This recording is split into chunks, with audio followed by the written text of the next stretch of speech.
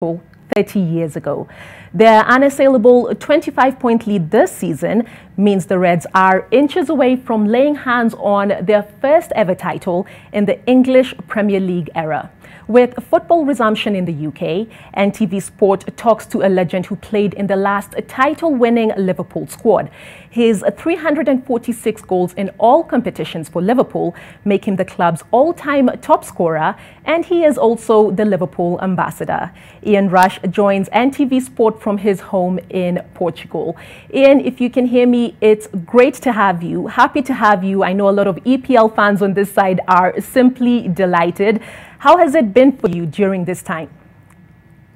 Oh, it's been like everyone. It's been very difficult, but the most important thing, we all stay safe. And hopefully, when football gets up and going, Liverpool will be, obviously still on top. But I'm not going to say win the league. I'm going to say, because we never know what happens at the moment. But we're in a very, very strong position. Absolutely. And we saw you actually kicking a ball about in your garden not too long ago. Clearly, you've still got it.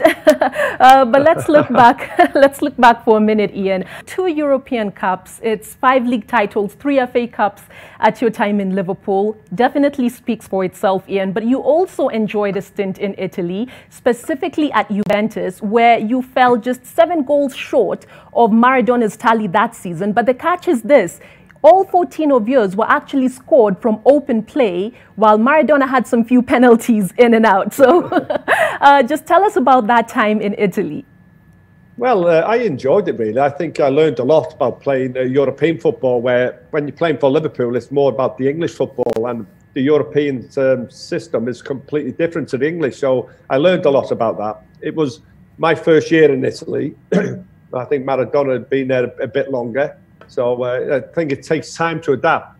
And it's not just on the pitch, but it's off the pitch as well.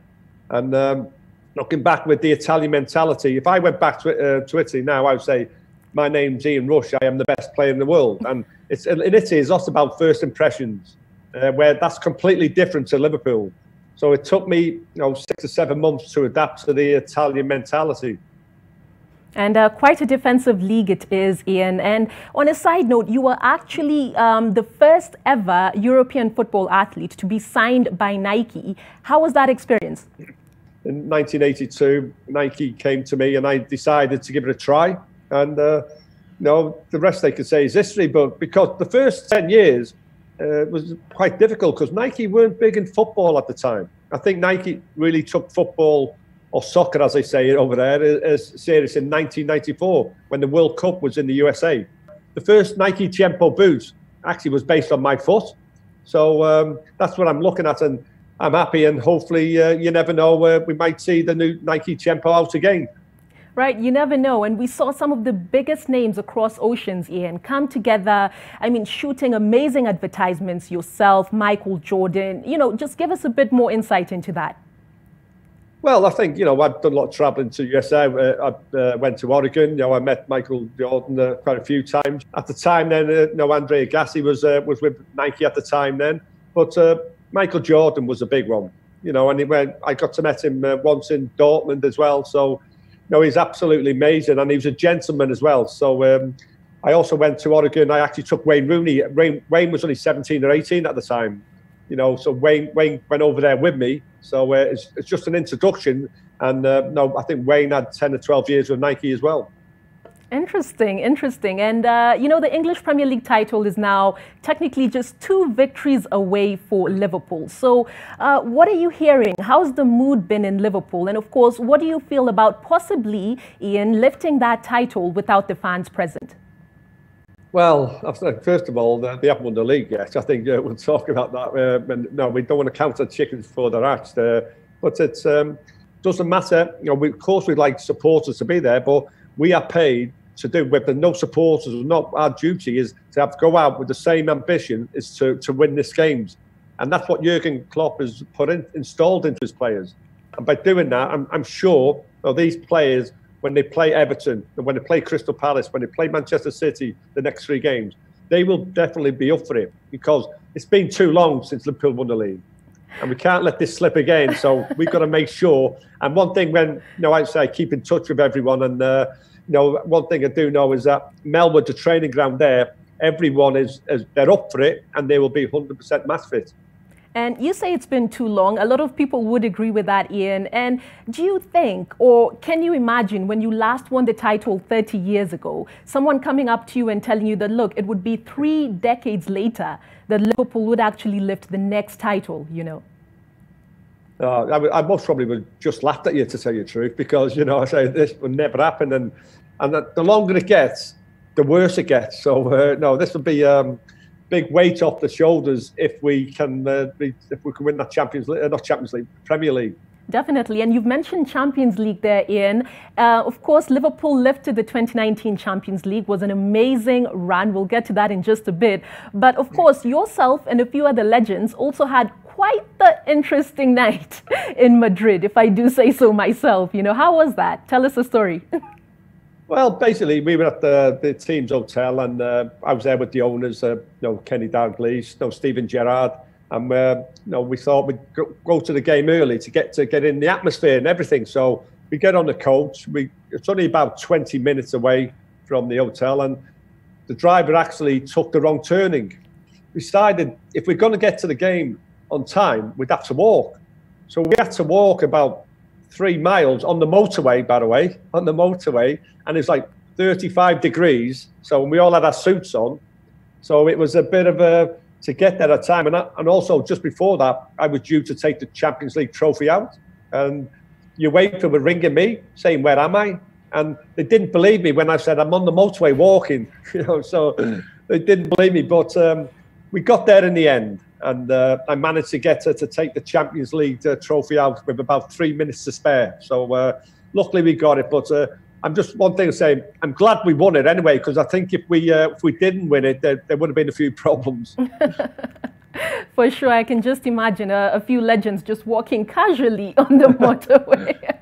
And of course, when we mentioned the 2019 Champions League, and especially here in Kenya, I mean, one line, Ian, definitely will live forever in Liverpool folklore.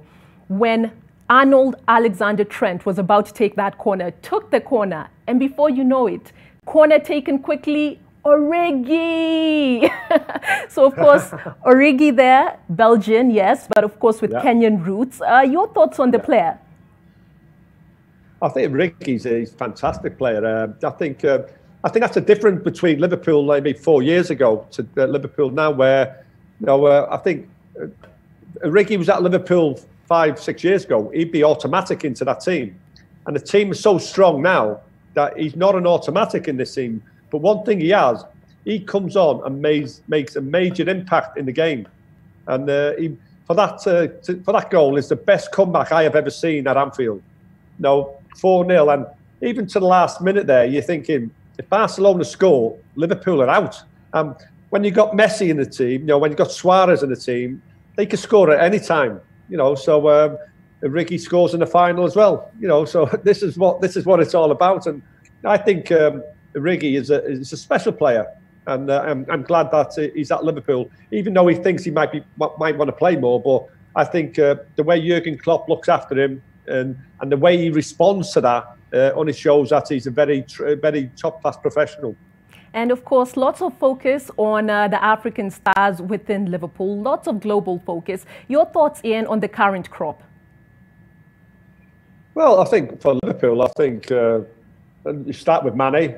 Mane, for me, is most probably the player of the season this year. I think he's been fantastic. The way he plays with Salah, you got Salah there, he's... them two, and you got Firmino as well, obviously South American. But I think Salah and Mane, defenders must be frightened when they see their names on the team sheet. Salah's been absolutely fantastic as well, amazing. And you got Naby, Keita, and he's had a few injuries as well, which hasn't helped.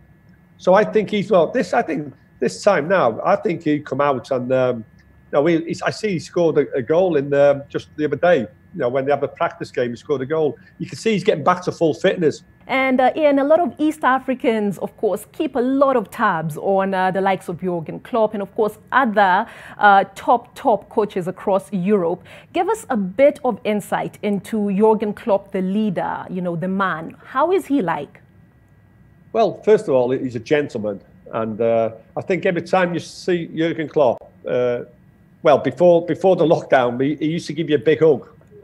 Obviously, he can't do that now, but I think what it is, and he's always got this big smile on his face.